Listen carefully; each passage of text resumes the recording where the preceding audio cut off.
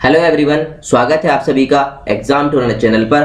हमारे द्वारा daily MCQ practice revision series चलाई जा रही है जो आपके एग्जाम के लिए हेल्पफुल होगे। यूपीएससी प्रीलिम्स टारगेट 2022 को देखते हुए और अदर स्टेट पीसीएस के एग्जाम अगर आप देते हैं तो आपके लिए बिल्कुल ये हेल्पफुल होगी। तो चलिए वीडियो को स्टार्ट करते हैं। पहला क्वेश्चन कहता है निम्नलिखित कथनों पर विचार करना है। सामरिक पेट्रोलियम भंडार के बारे में कथन दिए गए हैं 3 और बताना है कौन सी स्टेटमेंट इसमें सही होगी।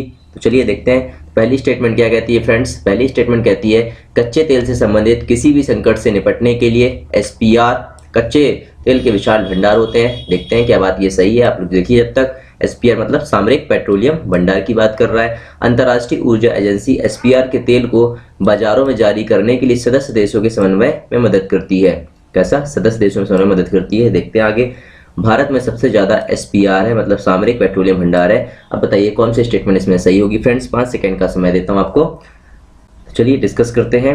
इसका जो आंसर हो जाएगा दोस्त वो हो जाएगा ऑप्शन सी, मतलब पहली स्टेटमेंट सही है और दूसरी स्टेटमेंट सही है और तीसरी स्टेटमेंट इसकी क्या है दोस्तों, इसकी गलत होने वाली है। क्योंकि भारत में सबसे ज्यादा एसपीआर नहीं पाया जाता, बल्कि कहाँ पाया जाता है? ये पाया जाता है अमेरिका, जापान और चाइना में पाया जाता है। देखते हैं इसकी व्याख्या क्या कहती है। सामरिक पेट्रोलियम भंडार प्राकृतिक आपदाओं, युद्ध और अन्य आपदाओं के कारण आपूर्ति के में व्यवधान के जोखिम जैसे किसी भी कच्चे तेल से संबंधित संकट से निपटने के लिए कच्चे तेल के विशाल भंडार होते हैं। इसलिए पहली स्टेटमेंट क्या थी वहां सही थी। ओपेक पेट्रोलियम निर्यातक देशों का संगठन तेल संकट के बाद समर्पित रणनीतिक भंडार की अवधारणा को पहली बार 1973 में अमेरिका में लाया गया था। तो पहला स्टेटमेंट वहां पर मैंने बताया हुआ था आपको। अब आता आईईए के अनुसार 90 दिन की आवश्यकता को पूरा करने के लिए एसपीआर स्तरों को बनाए रखने के अनुसार 3 तरीके होते हैं। रिफाइनरों के पास क्या होगा? वाणिज्यिक स्टॉक देखने मिलेगा, सरकार और एजेंसी के शेयर देखने मिलेंगे, देशों को संतुलन के अनुसार चुनना भी मिलेगा। दूसरा स्टेटमेंट भी यहाँ पर सही हो जाएगा। अब 3 सबसे बड़े जो हमारे सामरिक पेट्रोलियम भंडार एसपीआर है वो किसके पास है? देखो सबसे ज्यादा कहाँ है? जापान के पास, अमेरिका और चीन के पास है। ठीक है दोस्तों, अगला देखते हैं। निम्नलिखित कथनों पर विचार करना है और बताना है ये किसके बारे में बता रहा है। उपरोक्त जो कथन दिए गए हैं ये किस संयुक्त राष्ट्र निकाय से संबंधित है। इसकी स्थापना 1945 में संयुक्त राष्ट्र चार्टर के द्वारा की गई थी। मुख्यालय हेग नीदरलैंड में है। यह सदस्य देशों के बीच कानूनी विवादों को सुलझाता है। तो आप यहाँ से पकड़ सकते थे कि हेग और नीदरलैंड में इसका हेडक्वार्टर है। तो कहाँ पास है हेग और नीदरलैंड में हेडक्वार्टर, और बीच कानूनी विवादों को सुलझाता है। तो इसका आंसर क्या हो जाएगा दोस्तों? इसका आंसर हो जाएगा ऑप्शन ए, अंतर्राष्ट्रीय न्यायालय की बात करता है। ठीक है, देखते हैं इसकी व्याख्या क्या कहती है।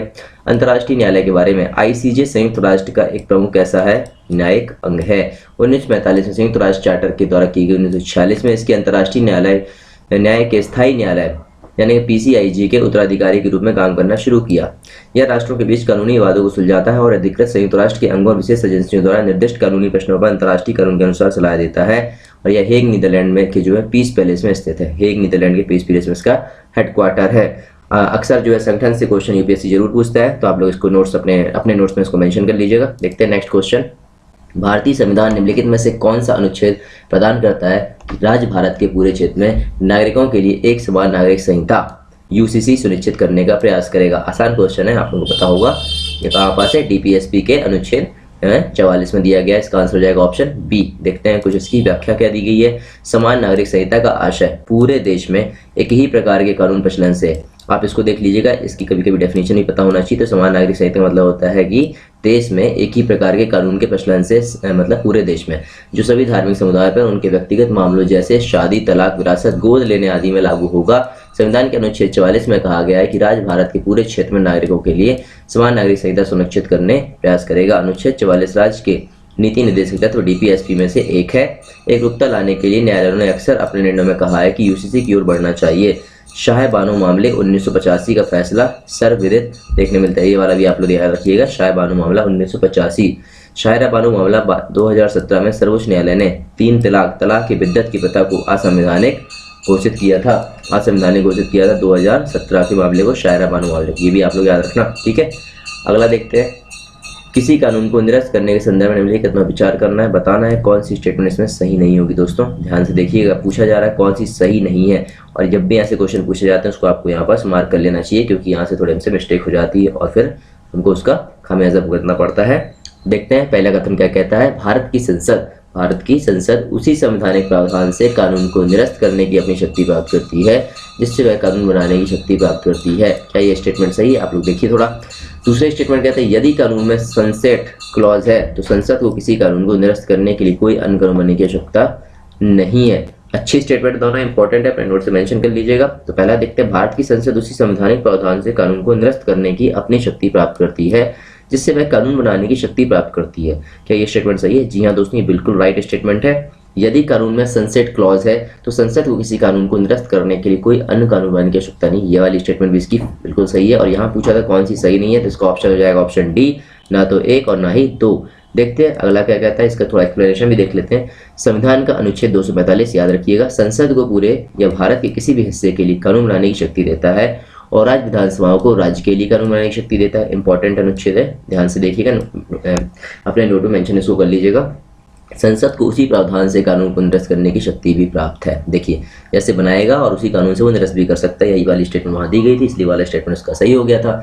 निरसन हेतु संसद की शक्ति संविधान के तहत कानून बनाने के समान ही है। एक कानून को या पूरी तरह से आंशिक रूप से यहाँ तक कि उसे हद तक निरस्त किया जा सकता है जहाँ तक अन्य कानूनों का उल्लंघन करता है।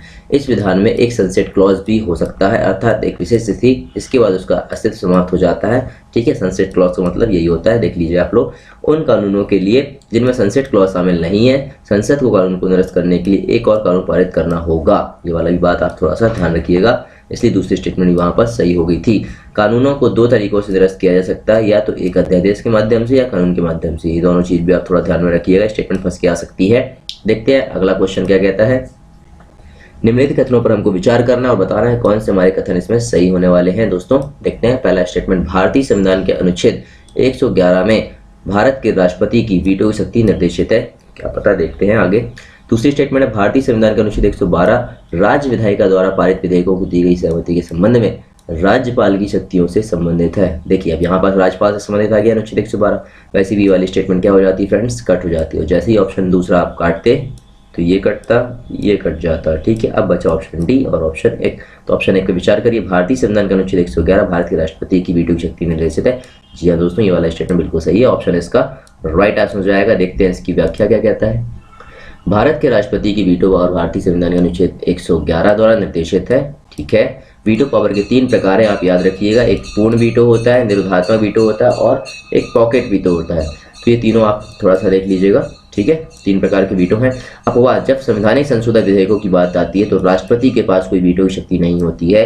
ये स्टेटमेंट आप याद रखिएगा, इंपॉर्टेंट है। इसके अलावा राष्ट्रपति राज्य विधान के संबंध में भी वीटो का प्रयोग कर सकता है। मतलब इसमें क्या बोला जा रहा है कि राज्य विधान के संबंध में जो पॉकेट वीटो का प्रयोग कर सकता है, लेकिन संवैधानिक संशोधन विधेयकों की बात आती है तो राष्ट्रपति के पास कोई वीटो शक्ति नहीं होती है। अच्छी स्टेटमेंट है, अपने नोट्स में इसको जरूर मेंशन करिएगा, ध्यान रखिएगा इसको। भारतीय संविधान का अनुच्छेद 200 राज्य विधायिका द्वारा पारित विधेयकों को दी गई सहमति के संबंध में राज्यपाल की शक्तियों और राज्यपाल की अन्य शक्तियों जैसे राष्ट्रपति के विचार के लिए विधेयक को आरक्षित करने की शक्ति देता है।